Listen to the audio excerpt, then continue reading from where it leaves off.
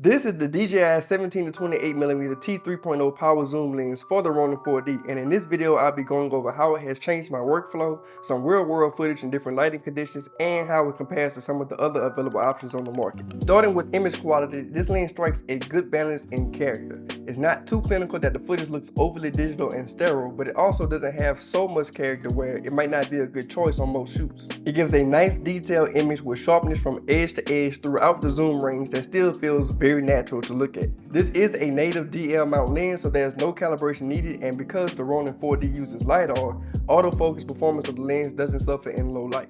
Speaking of low light, this lens is rated at T3.0, and combined with the Ronin 4D having a dual native ISO, you can go into low light situations with confidence that you'll still come out with a solid image. Having had the Ronin 4D for over a year now, this lens wasn't available when I first bought the camera. So when it was released, I understood exactly how it would help me solve some of the issues I was facing. Most of the filming I do typically takes place in the focal range between 16mm and 35mm. So as you can imagine, when I bought the camera as a Sony user, I also picked up the Sony 16-35mm f2.8 lens, thinking it would pair perfectly with the Ronin 4D, while still working with my other cameras. After using that combination on a few shoots, I realized that although the 16-35mm is a wonderful lens, it wasn't as convenient as I hoped with how I used the Ronin 4D. Anytime I changed focal lengths, it would throw off the balance of the gimbal a little bit, and the lens always had to be calibrated for the autofocus to work properly.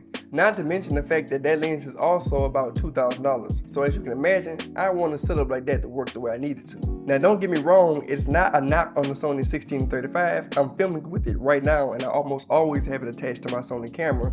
It just wasn't the best choice with how I use my Ronin 4D. I ended up switching to a set of semi-prime lenses which perform much better, but for those situations where you want the flexibility of being able to zoom in and out without having to carry around or change lenses, I still had no solution. I've often had to just make up my mind on what focal length I was going to shoot the entire project with before each shoot and just deal with it. This lens has solved all of those issues for me. It is a native lens, so it doesn't require any calibration. The zoom range works for majority of what I shoot, and it has a built-in power zoom motor, so I can change focal lengths without having to stop and manually adjust the lens while shooting. Because the lens is lighter than it looks at only 520 grams and the zoom is internal, it also doesn't throw off the balance of the gimbal at any focal length. The minimum focus distance is 0.19 meters on the wide end and 0.26 meters on the far end, which is very good for a lens of this kind. You can get pretty close to your subject and still be able to focus and take advantage of the nice shallow depth of field you can get with this lens. One of the potential cons of this lens that people bring up is the focal length being only 16-28mm instead of 16-35. And as someone who specifically bought the 16-35 for that reason, and as someone who uses that lens all the time on my Sony cameras, I can tell you that I never noticed those 8 missing millimeters in the real world. Maybe it can be an issue if you have a specific reason to need the entire 16-35mm range, but just switching between using the lens on the Ronin 4D and the 16-35mm on my Sony, it's never obvious to me that there's a 8mm difference when I'm shooting.